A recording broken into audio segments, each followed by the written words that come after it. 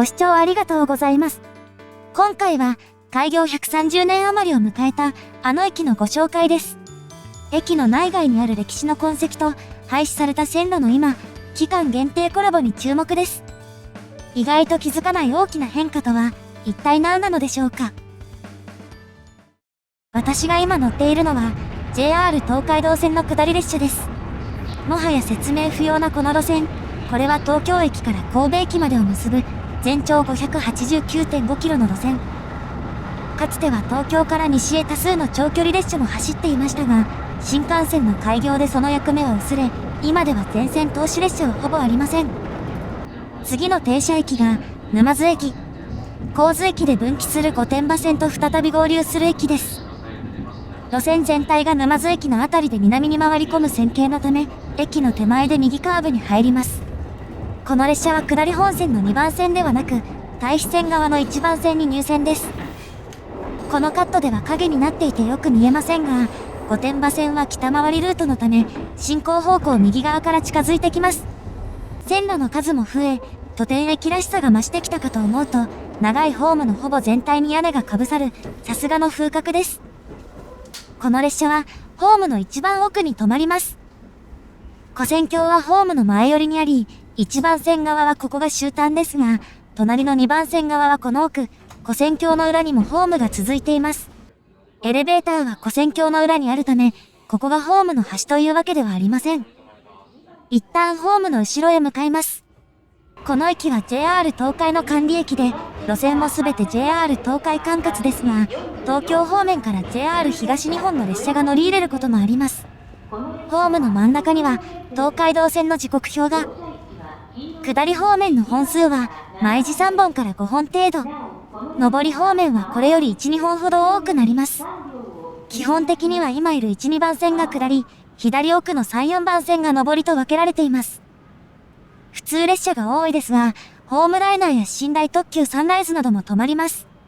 そしてここ沼津は、多くの駅を抱える東海道線において、すべての営業列車が止まる数少ない駅です。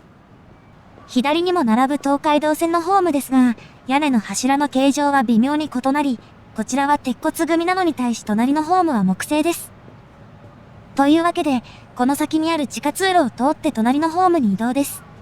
通路ができた後にホームがかさ上げされたため、ホーム床面がミルフィーユ状の層になっていたり、左右に手すりをつけるため、部分的に削ったところがあったのに気づいたでしょうか。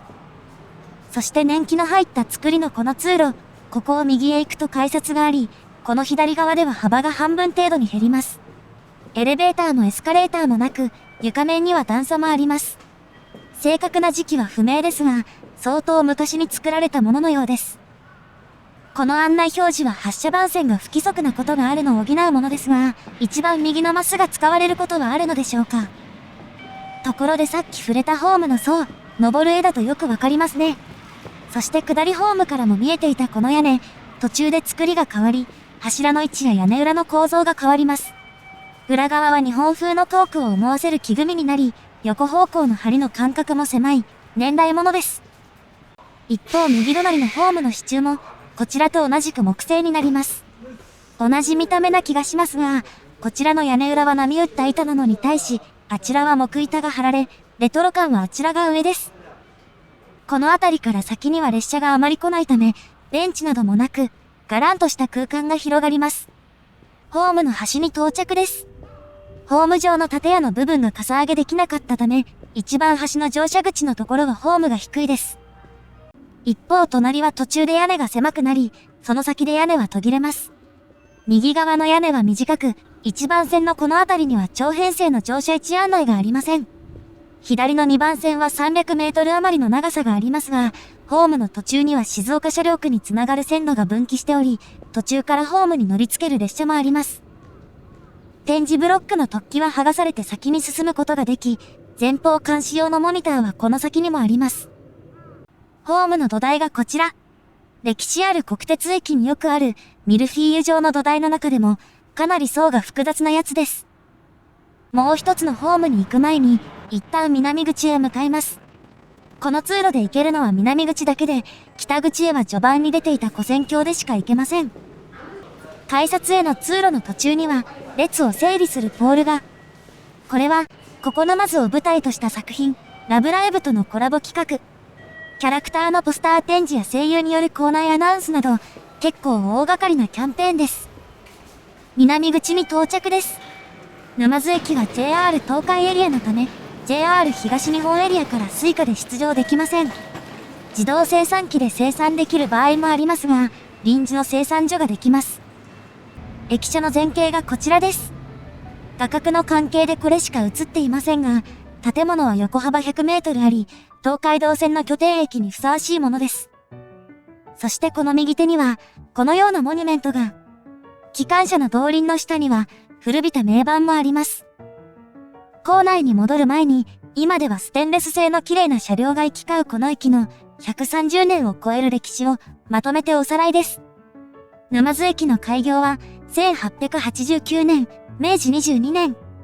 関節鉄道の駅として、神津静岡間が開業した際にできた駅です。そしてこの当時、列車は今の御殿場線にあたるルートで運行されていました。これは、今の東海道線ルートの地形が起伏に富んでおり、列車を走らせるのに必要な長いトンネルを技術的に掘れなかったからであり、1895年には、このルートが東海道線と命名されました。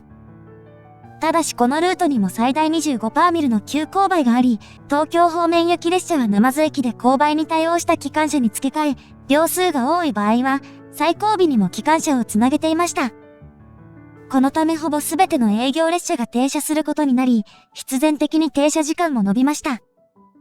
ところが、1934年、現在の東海道線のルートが開業。機関車の付け替えは不要になり、沼津駅の設備を大幅に縮小、とはなりませんでした。新ルートにあったターナトンネルは全長 7.8 キロの長さであり、蒸気機関車の煙が充満してしまうため、最初から直流電化とされ、電気機関車で運行されました。49年に沼津駅より西が電化されるまで、蒸気機関車と電気機関車をこの駅で付け替えることになり、長い停車時間もそのままでした。これによって駅弁やお土産の売り上げが多くなったほか、沼津までは沼津食わず、という言葉もできました。これはダジャレです。構内には大規模な施設が展開され、蒸気機関車用の車庫もありましたが、68年には御殿場線も電化され、乗り入れ路線すべてが電化されました。貨物輸送なども減少していき、1899年に営業線として運行を開始していた沼津港までの線路が74年に廃止され、86年には荷物取り扱いも廃止され、操車上の機能もなくなりました。時代の流れの中で設備は縮小されましたが、駅東側の静岡車両区沼津派出は御殿場線の線路にくっついており、かつては御殿場線側がメインルートだったことがわかります。ここから、まだ見ていなかった構内の様子と、駅の外に広がる歴史の痕跡を見ていきましょう。先ほどはスルーした跨線橋へと向かいます。通路の途中には、季節感あふれる掲示物が。南口は跨線橋と地下通路の間にあり、距離はどちらもあまり変わりません。エレベーターはこの右奥で、跨線橋は全体がバリアフリー対応です。階段を上がりきって左側には、商業施設に直結した改札口が。営業中の様子がこちらです。商業施設の営業時間に合わせている上、窓口がないため18切符などが使えないなど、制約も多い改札です。跨線橋の横には、ラブライブのキャラのイラストが並びます。跨線橋の幅が狭くなるところで、御殿場線のホームに降ります。このホームは他の2つとは少し離れており、間にはホームに接しない線路が1本あります。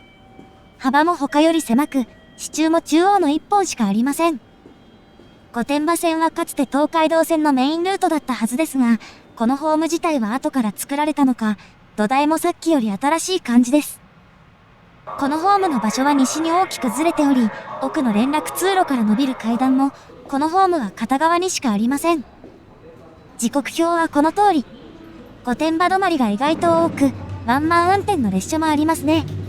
6番線発の東海道線の列車があるのは、この駅で折り返して御殿場線と東海道線をまたぐ運用があるためで、駅名板にもそれが現れています。一方、この駅を通して御殿場線と東海道線の下り方面を結ぶ列車は、ごくわずかです。また、12年3月まで、御殿場線経由で小田急線に直通する特急朝霧が、沼津駅まで乗り入れていました。大手私鉄の特急車両が JR に乗り入れる、極めて珍しい列車でしたが、ダイヤ改正で運行区間が御殿場駅までに短縮されています。下り方へ進みます。御殿場線は2両や3両の列車が多く、ここまで列車が来ることは稀であり、人気も全くありません。左側のホームも屋根がなくなっており、跨線橋より下り方は全体的に寂しい感じです。ホーム自体は先にも続くものの、途中に分岐器があり、片側はここまで。また、ホーム左側の線路はこの先で右側の線路と重なる位置関係にあり、かつては違う配線だった可能性もあります。そして奥に見えるホームは、74年に廃止となった沼津港までを結ぶ貨物線のホームです。通称沼津港線の今の様子は、もう少し後でご紹介します。御殿場線の列車が到着です。ここで前2両を切り離し、後ろ2両だけが方向転換して三島駅まで向かいます。切り離された2両は、折り返し構図行きになります。先ほどの跨線橋に戻り、北口へと向かいます。この先のエレベーターへの通路は後付けである一方、施設の廃止で線路が減ったため、中盤の空中写真にもあったように、それをまたぐ跨線橋も短くなりました。端っこの形状は、跨線橋を切って壁にしたことの表れのようです。北口に到着です。改札機の数は南口より少なく、駅ビルでないこともあって南口より質素な作りです。外観がこちら。沼津の中心部は駅の南側ということもあって南口より賑わいが少ないですが、かつて線路があった場所はロータリーなどになり、それらの大きさだけで言えば南口をしのぎます。そして後ろに響く音楽に続いて流れるのが、ラブライブのキャラクターによる特別アナウンス。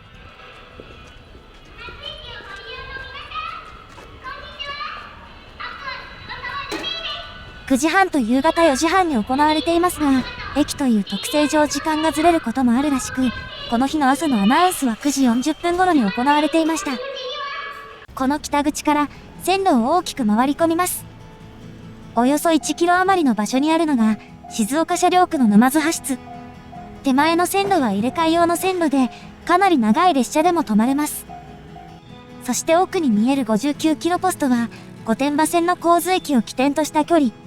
さすがに東京からの距離ではありません。この踏切を横切る線路は2本だけですが、奥には踏切を埋めた跡もあり、かつての施設はもっと大きかったことがわかります。一番右は線路がないのに立派な河川があり、保線区の訓練に使われているのでしょうか。途中には謎の橋桁もあるなど、なかなか見どころのある施設です。橋桁の詳細をご存知の方はコメント欄にどうぞ。場所は駅の西側に移ります。ここは、かつて線路があった場所に整備された道路と、奥の駐輪場。そしてこの部分をくぐる道路は後から作り変えられたためか、S 字にカーブしています。線路手前の道路も後から作られたもので、この辺りだけ作りが違います。ここが、さらに西側にある場所。かつては左の道路の先に踏切があったようですが、右手のアンダーパスに作り変えられ、元の道はほぼ使われていません。そして先ほどの場所との間にあるこの場所。線路に沿っていた道路はこの手前で左に曲がり、正面には駐車場があります。そして駐車場の右側には土地があり、この土地自体が左に緩くカーブしています。これが中盤で触れた貨物線、通称沼津港線の跡地。沼津港線は1888年、鉄道建設の資材を運ぶために作られた路線で、終点は1899年に正式な駅となりました。元は蛇松駅という名前で、これはここに蛇のように曲がった松があったのが由来だそうです。当初は川の横にあった駅は戦後移転し、沼津港駅に改称されました。先ほどの駐車場の奥では建物の間を通っており、線路の跡地や貨物駅のホーム、そして屋根に至るまで、今でも残っています。この先の区間は緑道として整備され、その幅と緩いカーブなどから、ここに線路があったことがよくわかります。魚市場からの海産物や燃料木材輸送で活躍したものの、トラック輸送に移行したことで輸送量が減り、74年に路線が廃止となりました。粘っていると、こんなカットも撮ることができます。一方、線路の切り替え地点のあたりから先、沼津港までの間には、今でもレールの一部が残っています。アスファルトでガチガチに固めた場所もある一方、踏切の痕跡がはっきりわかる場所や、枕木が見えている場所、一部分だけが埋められた場所もあります。また、移転前の旧蛇松駅につながる線路は側線としてその後も残され、今では機関車の動輪や腕木式信号機が設置されているなど、線路があった痕跡は意外と多くの場所に残っています。レールは沼津港のすぐ手前で終わり、この先は施設が改修されたため、沼津港線の跡は残っていません。路線はなくなりましたが、沼津港では今も新鮮な海の幸が水揚げされ、お店では海鮮尽くしのメニューも楽しめます。また、海の近くには水門の上に高さ30メートルの展望台があり、港を一望できます。レンタサイクルがあればパパッと回れるので、一度行ってみるのも楽しそうですね。場所は駅の西側に戻ります。専用線の分岐点よりも西、駅から1キロ余りの場所にあるのが、JR 貨物の沼津駅。奥に富士山が見えるロケーションが渋いですね。コンテナやフォークリフトが集まっていますが、それほど規模は大きくありません。踏切がまたぐ4つの線路のうち、手前が入れ替え線、隣の2本が東海道線、その隣が近隣の工場への専用線でしたが、専用線は草に覆われてレールも錆びつき、今では使われていないようです。それでも時折貨物列車の入れ替えが行われており、踏切からも見ることができます。そしてこの貨物ターミナルのさらに先に、沼津駅、そして街全体の未来を示す場所があります。貨物ターミナルの線路が途切れてほどなく、右側に大きな土地が見えてきます。この土地は750メートルほど続き、途中には新車両基地建設地の看板が。それだけではありません。ここから5キロほど離れ、片浜駅と原駅を過ぎた場所では、線路の左側にも大きな土地があります。左にカーブする線路に沿って 1.6 キロほど続くこの土地も、沼津駅の変化の一翼を担っています。沼津駅では、駅周辺を含む高架化事業が進んでいます。対象範囲は東海道線 4.1 キロと、御殿場線 1.8 キロ、13カ所の踏切がなくなります。駅の東西にある車両基地と貨物駅まで高架にはできないため、2つとも駅西側に移され、特に貨物駅は6キロ以上離れた場所に移されます。貨物駅の造成工事は去年1月から始まり、東海道線の南側にある今の貨物駅に対し、新しい貨物駅は上下線の間にできるため、東海道線の下り線を南側に移す工事が行われます。また、車両基地と貨物駅の予定地にある道路はアンダーパスに改修され、踏切がなくなって安全になります。貨物駅の移設に合わせて沼津駅北側の線路を一掃し、できた土地に北側から高架橋を作る手順です。新駅も3面6線ですが、ホームの並びは今とは違い、御殿場線が東海道線に挟まれる並びになります。東側での平面交差を避けるため、御殿場線が高架の東海道線をさらに乗り越えるというダイナミックな線形になります。また、御殿場線の高架は車両基地の南側に作られる予定で、車両基地の跡地を含む広大な土地で、土地区画整理事業も予定されています。基本構想の策定が始まったのは1991年。高架事業が認可されたのは15年後の2006年で、車両基地と貨物駅の造成工事は始まっており、駅東側では事業用の土地の確保が進んでいます。これらの事業用地は、東海道線の東京方面から来た時には見えないものも多く、意外と気づきにくいところです。また、線路の架線への移設もまだ行われていません。16年度の時点では31年度に高架橋の供用を始める予定でしたが、貨物駅の移転先の土地の取得に時間がかかり、35年度に延長されました。その後工事費が増加したため41年度に再延長されるなど、完成まで相当な時間がかかりそうです。沼津はその歴史的経緯の関係上、駅南側が発展し、北側は取り残される面が目立ちます。また、駅に自由通路がないため南北が分断され、行き来するのに手間がかかります。駅前の看板でも完成時期が修正されており、先行きが心配な感じですが、貨物駅の造成工事が本格化したことで、今の駅施設が姿を変える日が本格的に近づいています。事業がスムーズに進み、街と路線が便利になるといいですね。ご視聴ありがとうございました。